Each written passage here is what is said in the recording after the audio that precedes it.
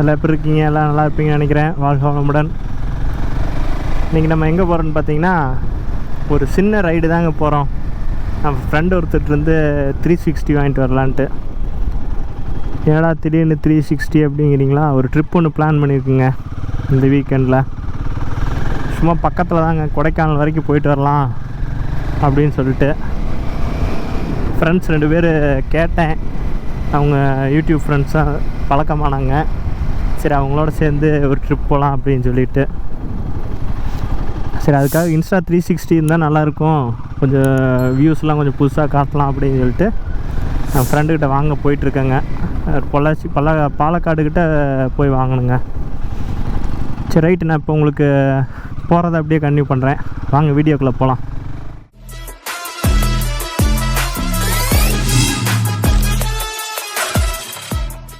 நமக்கு எப்படி ரூட்டுன்னு பார்த்தீங்கன்னா, நேராக நம்ம Kudimangalam to Pollachi to Gopalapuram to பாலக்காடுங்க.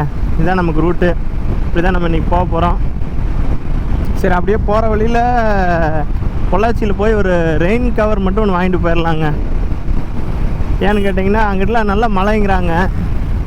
நம்ம நேற்று போய் ரைடிங் கியர்ஸ் எல்லாம் கொஞ்சம் வாங்கினேன், ரைடிங் ஜாக்கெட்டு, க்ளவ் இதெல்லாம் வாங்கினேன். அதில் ஒரு ரெயின் கவர் வந்துருந்ததுங்க. அதை எடுத்துகிட்டு வரல நான். சரி, அது ஜாக்கெட் யூஸ் பண்ண மட்டும் யூஸ் பண்ணிக்கலாம், ஒன்று தனியாக வாங்கி வச்சுக்கலாம் அப்படின்ட்டுங்க. சரி, அதனால் போய் அப்படியே ஒரு ரெயின் ஜாக்கெட்டும் ஒன்று வாங்கிட்டு போயிடலாங்க போகிற வழியில். பாருங்க, இது பூராமே இந்த லைனில் பூரா பார்த்தீங்கன்னா ஃபேன் தாங்க, காற்றாடி. நம்ம ஏரியாவில் சரியான காற்றுங்க இப்போ ஆடி மாதம். உங்கள் ஏரியாவில் எப்படின்னு கமெண்ட் பண்ணுங்கள், காற்று எப்படி இருக்குது அப்படின்னு சொல்லிட்டு. போகிற வழியில் இன்னும் சீனிக்கான பிளேசஸ்லாம் இருக்குங்க. நான் அப்படியே உங்களுக்கு கவர் பண்ணுறேன். இன்னும் கொஞ்சம் தூரம் போய் உங்களுக்கு கன்டினியூ பண்ணுறேங்க.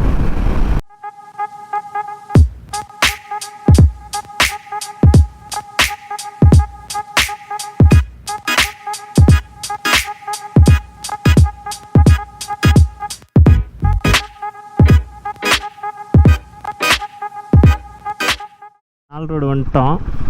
இங்கேருந்து பொள்ளாச்சி ஒரு 30 கிலோமீட்டர் தான் நமக்கு. இந்த ஏரியாலாம் வரும்போது எப்படி இருக்குது, அப்படியே ஒரு ஃபீலிங் எப்படி இருக்குதுன்னு கேட்டிங்கன்னா, அப்படியே ஒரு கிராமத்தில் ஒரு ஏக்கரா வயல் வாங்கி அதில் தனியாக ஒரு வீடு கட்டி ஆடு மாடு கோழி நம்ம ஃபேமிலி அப்படியே வாழணும், அந்த மாதிரி ஒரு ஃபீலிங் வருங்க இந்த ஏரியா வந்தாவே. ஏன்னு கேட்டிங்கன்னா, 2 பக்கம் வயல். அங்கே பார்த்திங்கன்னா இதே மாதிரி அமைப்புகளில் நிறைய வீடுகள் இருக்கும் போகிற வழியெல்லாம். அதனால் இந்த ஏரியா வந்தாவே எனக்கு அப்படி ஒரு நினப்பு வருங்க. இப்படி இருக்குது பார்த்தீங்களா? நான் சொன்னேன் இல்லைங்க, தோப்பு அப்படியே ஜம்முன்னு வயல் இருக்கும், வேறுங்க வீடு இருக்கும். ஏரியா வந்தாவே அவ்வளோ அழகாக இருக்குங்க. அதுக்குள்ளார ஒரு வீடு இருக்குங்க, உங்களுக்கு தெரியுதான்னு தெரில. இப்படியே தாங்க இருக்கும் எல்லா பக்கம். பார்த்தீங்கன்னா 2 பக்கம் தோப்பு, இந்த பக்கம் அந்த பக்கம் தோப்பு இருக்கும், இல்லை வயல் இருக்கும், வயலுக்குள்ளே ஒரு வீடு இருக்கும். அப்படி ஒரு அமைதியான வாழ்க்கைங்க, சூப்பராக இருக்கும். சுற்றி காத்தாடி எப்படி பாருங்க. ஒரு நாள் இப்படி தாங்க செட்டில் ஆகணும். அதெல்லாம் என் மைண்டில் இருக்குங்க எப்பயுமே. பீஸ்ஃபுல்லாக பாருங்க. ஓட்டு வீடு தான், ஆனால் எப்படி இருக்கு பாருங்க, எப்பயுமே குழுன்னு தான் இருக்கும். உங்களுக்குலாம் ஒரு நேரம் உங்களுக்கு வெயிலுங்கிறதே தெரியாது. இப்போலாம் சூப்பராக இருக்குங்க. எப்படி இது பண்ணியிருக்காங்க பாருங்க வண்டியை, ஜம்முன்னு. தாராபுரம் டு பொள்ளாச்சி வண்டிங்க, எப்படி அலங்காரம் பண்ணியிருக்காங்க பாருங்க, சிக்குன்னு. சே அப்பா, காலேஜ் ரூட்டில் போகிற வண்டிகளுக்கு எல்லாமே இது ஒரு இதுங்க, என்னன்னு தெரில, ஆனால் ஜம்முன்னு அலங்காரம் பண்ணியிருக்காங்க பாருங்க.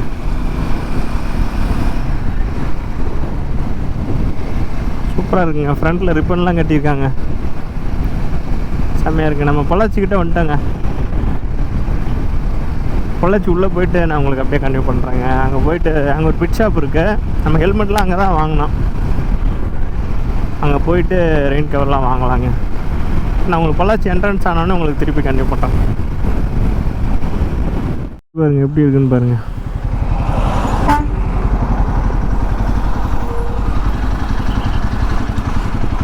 ஜம்முன்னு ரெடி பண்ணியிருக்காங்க. ஹைட்டு எல்லாம் போட்டு ஒரு வாட்டுக்கு கலக்கலாக இருக்கு பாருங்க வண்டி. கரெக்டாக பொள்ளாச்சிக்கு என்ட்ரு ஆகிட்டோம். இங்கேருந்து நேராக நம்ம பிட் ஷாப்புக்கு தான் போகிறோம். அங்கே போய்ட்டு ரெயின் கவர் தான் வாங்க போகிறோம். பொள்ளாச்சிக்குள்ள ஜம்முன்னு ரோடெல்லாம் போட்டாங்க. ஆனால் அந்த அவுட்ரு ரோடு என்னமோ பிச்சு தின்ன மாதிரி இருக்குங்க. அங்கங்கே பேட்ச் ஒர்க் ஆகிடுச்சு. சூப்பராக இருந்தது அந்த ரோடு. இங்கே கேரளா போகிற வண்டியில் நிறைய லாரி இதெல்லாம் இதில் தாங்க பாஸ் ஆகுது. அதனால் பூரா இதாகிடுச்சு. சிட்டிக்குள்ளே ஆனால் நல்லா இருக்குங்க ரோடு. ஜம்முன்னு உள்ளே வராங்க பாருங்க அவங்க வாட்டுக்கு சீக்கிரிச்சு.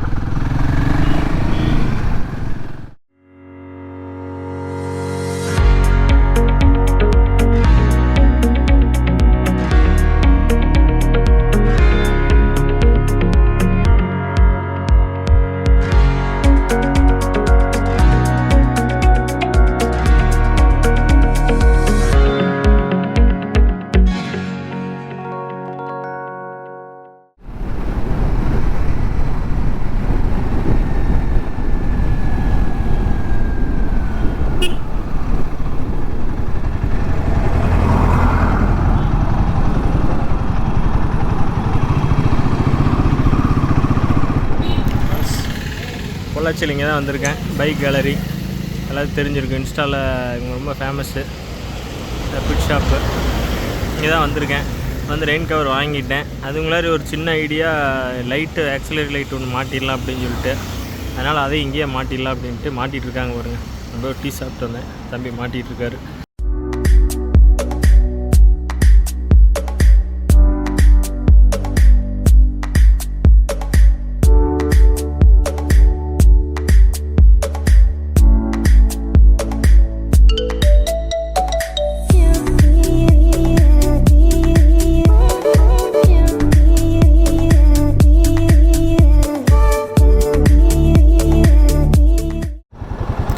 ஃப்ரெண்ட்ஸ், எல்லா வேலையும் முடிஞ்சிச்சு. இப்போ தான் பைக் கேலரியிலேருந்து கிளம்புறேன். இருங்க, அப்படியே கொஞ்சம் வண்டி மூவ் பண்ணிவிட்டு உங்கள்கிட்ட பேசுகிறேன்.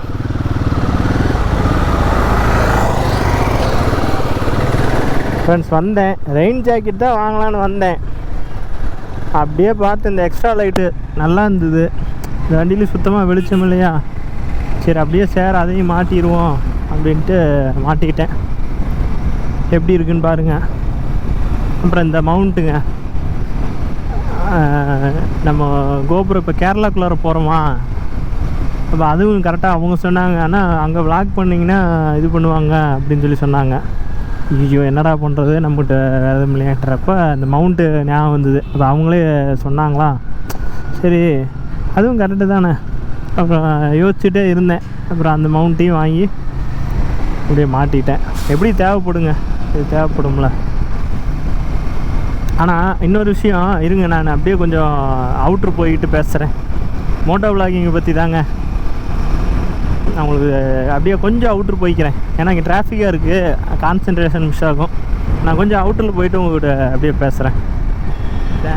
இதான் கேரளா பாலக்காடு போகிற ரோடுங்க. இந்த இடத்துல ரயில்வே கேட்டுக்கு மேலே இப்போ மேம்பாலம் போட்டிருக்காங்க. சூப்பராக இருக்குது. அதான் சொன்னேன் பார்த்தீங்களா, மோட்டோ விளாக் பற்றி நம்ம சொல்லணும் அப்படின்னு சொல்லி. மோட்டோ விளாகிங்கிறது ஒரு எப்படி சொல்கிறதுங்க, நமக்கு வந்து கொஞ்சம் மைண்ட் ரிலாக்ஸிங்காக நம்ம வெளியே போயிட்டு வர்றதுக்கு, நேச்சரோட நம்ம ஒரு கான்டாக்ட் இருக்கிறதுக்கும், நம்ம மைண்டு ஃப்ரீ ஆக்கிறதுக்கும், கொஞ்சம் நம்ம ஃபிசிக்கலாக ஃபிட்டாக இருக்கிறதுக்கும் கூட யூஸ் ஆகுதுன்னு நம்ம சொல்லலாங்க.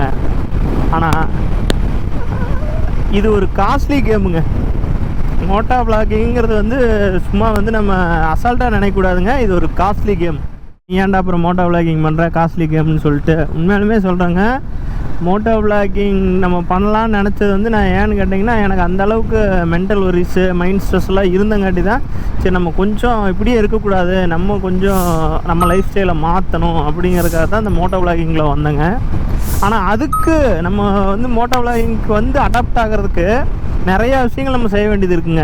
எல்லாருமே சொன்னாங்க நம்ம மொபைல் ஃபோனில் கூட வீடியோ எடுக்கலாம். அதெல்லாம் கரெக்டு தாங்க. மொபைல் ஃபோனில் கூட எடுக்கலாம். நம்ம மைக் வாங்காமல் டைரெக்டாக கூட பேசி எடுக்கலாம். நம்ம வாய்ஸ் ஓவர் கூட கொடுக்கலாம். எல்லாமே கரெக்டு தாங்க. ஆனால் அது வந்து நீங்கள் ப்ராக்டிக்கலான்னு பார்த்தீங்கன்னா அவங்களால 1 or 2 டைம்ஸ் செய்ய முடியுங்க. இல்லை ஒரு 10 தடவை நீங்கள் அந்த வீடியோ அப்படி எடுப்பீங்க. அதுக்கப்புறம் கண்டிப்பாக முடியாதுங்க. ஏன்னு சொல்கிறேன் கேளுங்க. நிறைய பார்த்து இன்ஸ்பயர் ஆகி தாங்க இந்த வீடியோலாம் எடுத்தேன். ஆனால் என்னன்னு கேட்டிங்கன்னா இதுக்காக நம்ம நிறைய செலவு பண்ண வேண்டியது இருக்குங்க. நம்ம இருக்கிற பைக்கில் நம்ம போயிட்டோம்னா அதில் ஒரு காசு கட்டிங் இருக்குன்னு வைங்க. நம்ம ஒரு பைக் எடுத்து மோட்டோ விளாகிங் பண்ணலான்னா இப்போ நீங்கள் ஒரு மினிமம் ஒரு 2 to 3 lakhs ஒரு பைக்குக்கு போடுறோம். கேமராவுக்கு ஒரு 50,000, ரைடிங் ஜாக்கெட்டு, பேண்ட்டு இதெல்லாம் நம்ம ஏன்னா லாங் ரைடு, ரொம்ப லாங் ரைடு போகிறோம்னா கண்டிப்பாக அதெல்லாம் நம்ம எடுத்துக்க வேண்டியது இருக்குது. அதே மாதிரி ஒரு 350-400 சிசிக்கு மேலே வண்டி எடுத்தால் கம்பல்சரி அதெல்லாம் தேவைப்படுதுங்க. அது பவருக்கு அதெல்லாம் அத்தியாவசியம் தான். ஆனால் அத்தியாவசிய செலவே எவ்வளோ வருதுன்னு பாருங்கள். ஒரு 5,000 வருதுங்க ஜாக்கெட் எடுத்தால். பேண்ட் ஒரு 3,000 to 4,000 5,000 அந்த ரேஞ்சு அதுவும் வருதுங்க. அப்புறம் என்னென்னு பார்த்தீங்கன்னா வண்டியோட அக்சசரிஸு, நம்மளோட சேஃப்டிக்குன்னே நம்ம செலவு பண்ணுறது பார்த்திங்கன்னா ஒரு 50Kக்கு மேலே வந்துடுதுங்க. அதுபோக நல்ல குவாலிட்டியான கேமரா அதெல்லாம் பார்த்திங்கன்னா ஒரு 50Kக்கு மேலே போயிடுது. வண்டி இல்லாமல் ஒரு 1 lakh 1.5 lakh நம்ம செலவு பண்ண வேண்டி, எல்லாமே பர்ஃபெக்டாக இருக்கணும், ஃபிட்டாக இருக்கணும், எல்லா இதுவுமே இருக்கணும் அப்படின்னு நீங்கள் நினச்சிங்கன்னா 1 lakh வருங்க. இது ஒரு காஸ்ட்லி கேம் தானே, நீங்களே சொல்லுங்கள். இது ரொம்ப காஸ்ட்லி கேமுங்க. அது சேடல் பாக்ஸு, ஸ்டேஸு, போனது வந்தது எல்லாமே பயங்கர காஸ்ட்லியாக தாங்க இருக்குது. காஸ்ட்லியாக இருக்குன்னா நம்ம நார்மலாக ஒரு வண்டி வச்சுருந்து நீங்கள் ஓட்டிகிட்டு இருந்துட்டு மோட்டோ விளாகிங்கில் வரீங்கன்னா இது காஸ்ட்லியாக தெரியுங்க. ஆல்ரெடி நம்ம இந்த மாதிரி அட்வென்ச்சர் வெஹிக்கிள், சூப்பர் பைக்ஸ் வச்சுருக்கவங்களுக்கு இது பெரிய காஸ்ட்லியாக தெரியாது. தெரியாதனால அவங்களுக்கும் ஒன்றும் மணி சும்மா வரதில்லை இல்லைங்க, சிரமப்பட்டு சம்பாதிக்கிறாங்க. இப்போ நானே பார்த்தீங்கன்னா நான் என்னோடய 2-3 கமிட்மெண்ட்ஸை கம்மி பண்ணிட்டு தான் ஒவ்வொரு மெட்டீரியலும் நான் மாட்டுறேங்க. அது மாதிரி நிறைய ரிஸ்க் எடுக்க வேண்டியதாக இருக்குங்க இந்த மோட்டோ விளாகிங்கில். இந்த மோட்டோ விளாகிங் நமக்கு நிறையா மெமரிஸ் கொடுக்குதுங்க. அதே மாதிரி நிறையா லெசன்ஸு நமக்கு கற்றுக் கொடுக்குது. புது புது மனிதர்களோட நம்ம பழகிறதுக்கு ஒரு வாய்ப்பாக இருக்குதுங்க. உண்மையாலுமே சொல்லப்போனால் நீங்கள் காரில் போகிறத விட பைக்கில் போகிறது வந்து நிறைய விஷயங்கள் நம்மளால் தெரிஞ்சுக்க முடியுதுங்க. ஆனால் இப்போ நான் புதுசாக வரவங்களுக்கு நான் ஒன்று சொல்ல விரும்புகிறேங்க. இருங்க, ஒரு கால் வருது, நான் நிறுத்தி பேசிட்டு நான் திருப்பி கண்டினியூ பண்ணுறேங்க. வண்டியை நிறுத்தி தான் பேசினேன், நிறுத்தி பேசிட்டு தான் வரேன். அதே மாதிரி பார்த்தீங்கன்னா மோட்டோ விளாகிங்கில் நமக்கு நிறையா விஷயங்கள் நமக்கு தெரியுதுங்க, தெரிய வருது. நம்மளை சுற்றி நிறையா விஷயங்கள் இருக்குதுங்க. அதெல்லாம் பைக்கில் போகும்போது தான் நம்ம அதை கொஞ்சம் கான்சென்ட்ரேட் பண்ணுறோம். கார்லாம் போகும்போது நீங்கள் ஏசி போட்டு காரில் போனீங்கன்னா அந்த கான்சென்ட்ரேஷன் வந்து நமக்கு ஒன்லி டிரைவிங்கில் தாங்க இருக்குது. இதுலேயும் ஒன்லி டிரைவிங்கில் தாங்க இருக்குது. ஆனால் வந்து நிறையா விஷயங்கள் நம்ம வந்து தெரிஞ்சுக்கிற மாதிரி இருக்குது, நிறைய பேர்த்தோட பழகிற மாதிரி இருக்குது. ரோட் ப்ரெசன்ஸ் நம்மளை பார்க்குறாங்கல்லங்க, ஒவ்வொருத்தங்க நம்மளை பார்க்கும்போது அந்த ஒவ்வொருத்தரும் ஒரு முகங்க, இதே வந்து ஒரு பெரிய விஷயம் கற்றுக் கொடுக்குதுங்க. உண்மையாலுமே நான் சொல்கிறது என்னடா இப்படி இருக்குன்னு நீங்கள் நினைக்கலாம். ஒன்றும் இல்லை, நான் சொல்கிறேன், ஒரு தடவை ட்ரை பண்ணி பாருங்கள். நீங்கள் போகும்போது நீங்கள் ரோட்டில் ஒவ்வொருத்தரோட முகத்தையும் பாருங்களேன். சும்மா நம்ம அப்படிலாம் பார்க்க மாட்டோம். சும்மா நீங்கள் நடந்து போகும்போது கூட பார்த்து பாருங்களேன். ஒவ்வொருத்தரோட முகத்தில் ஒவ்வொரு இது தெரியுதுங்க. ஒருத்தர் சோகம், ஒருத்தர் சந்தோஷம், கஷ்டம், சிரமம், எல்லாமே தெரியுதுங்க. இந்த மோட்டோ விளாகிங்கில் போகும்போது உங்களுக்கு இதெல்லாம் எல்லாமே நமக்கு வந்து ஒரு இதாக தெரியுதுங்க. நிறையா மெமரிஸ் ரெஜிஸ்டர் ஆகுது. அதுக்காக நம்ம இவ்வளோ செலவு பண்ணலாம் அப்படின்னு கேட்டிங்கன்னா ஒர்த்துங்க, கண்டிப்பாக பண்ணலாங்க, தப்பு கிடையாது. ஆனால் உங்கள் சுச்சுவேஷன்ஸை பார்த்து நீங்கள் இந்த மோட்டோ விளாகிங்கில் வாங்க, செலவு பண்ணுங்கள்.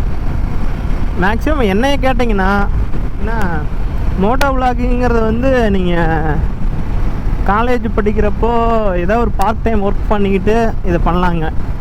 அப்படி இல்லை, ஏதோ ஒரு ஒர்க்கு போனதுக்கப்புறம் இந்த மோட்டோ விளாகிங்கில் வாங்க. உண்மையாலுமே நம்ம பேரண்ட்ஸு உங்களை படிக்க வைக்கிறதுக்கு எவ்வளோ சிரமப்படுவாங்க, எத்தனையோ இருக்குங்க. எல்லாருமே வந்து பானின் கோல்ட் ஸ்பூனாக இருக்காதுங்க. எல்லாத்துக்கும் அந்த வசதி இருக்காதுங்க. ஆனால் ஆசை இருக்கும். ஆசையை நம்ம அடக்கிக்கிங்க. ஆசையை நீங்கள் புளி தோண்டி புதைச்சிருங்க நான் சொல்ல, தள்ளி வைங்கன்னு தான் சொல்கிறேன். அதனால் நீங்கள் மோட்டோ விளாகிங் பண்ணணும், நம்ம இந்த ஃபீல்டுக்குள்ளே வரணும் அப்படின்னு நினைக்கிறவங்க முதல்ல உங்களுக்குன்னு ஒரு வேலையை ரெடி பண்ணிக்கோங்க.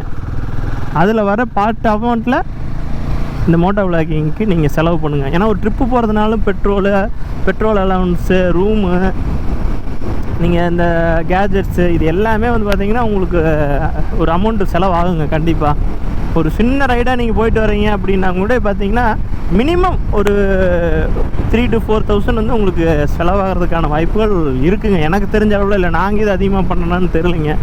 ஒரு டேங்க் ஃபில் பண்ணிங்கனாலும் வந்துடும்ல. ஒரு டேங்க் ஃபில் பண்ணுறீங்க, ஒன் டே ட்ரிப் போயிட்டு வந்தீங்கன்னா கூட ஒரு 2000 2500 2000 இல்லாமல் நீங்கள் போக முடியாதுங்க. ஒரு டேங்க் ஃபுல்லு, அப்புறம் போகிற வர செலவு, பார்க்கிங்கு, போக்குவரத்துலாம் போய் பார்த்தீங்கன்னாவே உங்களுக்கு ஒரு 2000 கிட்ட வந்துடுங்க. எப்படி நான் அதிகமாக தான் சொல்கிறேன், ஆனால் முன்ன பின்ன 2000 நியர்லி 2000 வந்துடுது இல்லைங்க. அதனால சொல்கிறேன், இது வந்து அட்வைஸாக நினச்சிக்காதீங்க, என்னடா அட்வைஸ் பண்ணுறேன் பூமரங்கள் நினச்சிக்காதீங்க. இது ப்ராக்டிகாலிட்டி தான், அதாங்க சொல்கிறேன். சரிங்க, நம்ம கேரளா கிட்ட வந்துட்டோம். ரைடை என்ஜாய் பண்ணுவோம் அங்கறீங்க. கொஞ்சம் தூரம் தான், முடிஞ்சால் உள்ளே போய் எடுக்கிறேங்க. வந்துட்டோம். நம்ம இப்போ அஃபிஷியலாக கேரளாக்குள்ளார என்ட்ராக போகிறோம். கேரளாக்குள்ளே வந்தாச்சுங்க. கேரளா பார்டருங்க. பாருங்கள், லாட்ரி சீட்டு பூரா லாட்ரி சீட்டு கிடந்தாங்க பார்டரில். பாருங்கள் வயநாடில் எப்படி ஒரு சுச்சுவேஷனு. என்னால் முடிஞ்சதை நான் கொடுக்குறேங்க வயநாடுக்கு. ஒரு சின்ன அமௌண்ட் தான், ஆனால் அது வந்து கேட்டு வச்சுருக்குங்க. அந்த இதுக்கு நான் மாற்றி விடணும். பொருளாக வாங்கி கொடுக்க சொன்னாங்க, நம்ம அவ்வளோ இப்போதைக்கு பட்ஜெட் இல்லைங்க. என்னால் முடிஞ்ச ஒரு சிறு தொகையை கொடுத்துருக்குங்க. நீங்களும் உங்களால் முடிஞ்சதை செய்யுங்க. பாவம், இந்த சூழ்நிலை யாருக்குமே வரக்கூடாதுங்க.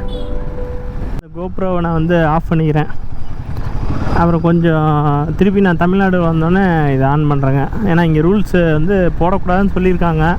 அதனால் வந்து நான் ஃப்ரண்ட் வியூவில் வேணால் எடுக்கிறேங்க, ஆடியோ வராது. நாங்கள் போய் அவர்கிட்ட நான் வாங்குறது அதெல்லாம் வேணால் முடிஞ்சால் வீடியோ எடுத்து போடுறேங்க. இல்லைன்னா இதோட இந்த வீடியோவை நான் முடிச்சுக்கிறேங்க. அடுத்த விழாவுக்கு வந்து நான் கொடைக்கானல் போகிறோம். அவங்க வரேன்னு இருக்காங்க, ஃப்ரெண்ட்ஸ் 2 பேர். அவங்களோட சேர்ந்து கொடைக்கானல் போகலான்னு இருக்கிறேன். அதாங்க பிளானு. அடுத்த வீடியோ அதுதான். சரிங்க, எல்லோரும் நம்ம வீடியோவை பாருங்கள். பிடிச்சிருந்தால் லைக் பண்ணுங்கள், ஷேர் பண்ணுங்கள், சப்ஸ்கிரைப் பண்ணுங்கள். மறக்காமல் அந்த பெல் ஐக்கானை கிளிக் பண்ணி வச்சுக்கோங்க. இன்னொரு புது வீடியோவில் உங்களை சந்திக்கிறேங்க. பாய்.